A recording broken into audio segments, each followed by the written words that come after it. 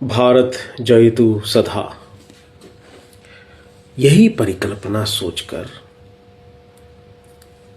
जब हमें आज़ादी मिली 1947 में, तो जो हमारे founding fathers of modern India थे, उन्होंने हमें नया संविधान देने का सोचा। वो अलग बात है कि उसके बारे में फाउंडिंग फादर्स 1930, 31 उस समय सोच चुके थे कि आने वाली पीढ़ी को जो हम भारत देकर जाएंगे उसके लिए कैसा संविधान होगा। उसमें बहुत चर्चा चली थी और फिर 26 जनवरी 1950 को हमें एक लिखित रूप में क्रोनोलॉजिकल ऑर्डर में लिखा हुआ संविधान मिल भी गया। आप देख रहे हैं मेरे पीछे ड्राफ्टिंग कमेटी के चेयरमैन थे और ये भी बहुत कुछ कहकर गए थे, जो आज हम क्यों याद कर रहे हैं, क्योंकि आज इनका परिनिर्वाण दिवस है और हिंदू मुस्लिम सिख ईसाई हम सब हैं भाई भाई। ऐसी परिकल्पना इन दोनों महानुभावों ने सोचकर ऐसा संविधान दिया जिसमें वोट करने की जो एक हक है और जिम्मेदारी भी, वो पावर सिर्फ हक नहीं, एक जिम्मेदारी है, वो देकर ये लोग चले गए।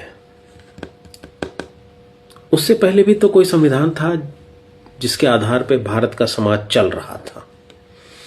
तो अब जब हम 2025 में हैं तो हमें ये सोचना है कि अगर हमारे पास एक नया संविधान है जो बहुत कम उम्र का है, 2000 साल पुराना नहीं है, लेकिन कंटेम्पररी जो समय चल रहा है दुनिया में, इसके लिए यही वाला ज़्यादा सूटेबल है, ताकि हम आदमी है ना, मतलब ह्यूमन रिसोर्स है, हम ज़्यादा से ज़्यादा दुनिया को क्या दे सकते हैं।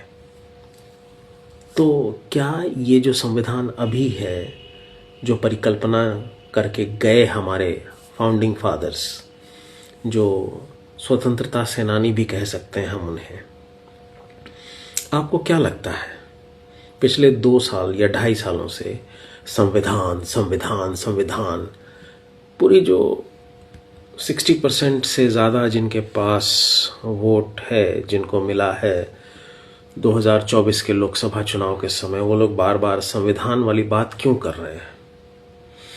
ऐसा क्या वजह है?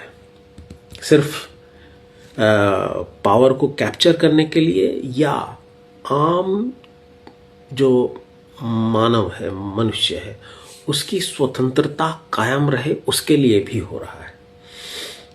चाहे वो जो भी चीज़ आर्टिकल 19 में लिखा है, आर्टिकल 21 में लिखा है, फंडामेंटल राइट्स की बात कर लेते हैं, सभी को जो 14 से लेके 30 तक है, जीने का, स्वतंत्रता पूर्वक जीने का जो अधिकार देता है। क्यों? जरा सोचिए, ये बहुत ज़रूरी है 2025 एंड बियॉन्ड, क्योंकि सब लोग तो 2047 का सपना दिखा ही रहे हैं जो भी पावर में है कि भारत ऐसा हो जाएगा, पर भारत जयतु सदा, जब तक कि गरीबी या बोले धूर गरीबी हम ना खत्म कर दें, हम कैसे मान लें भारत जयतु सदा? सोचिएगा ज़रूर। नमस्कार।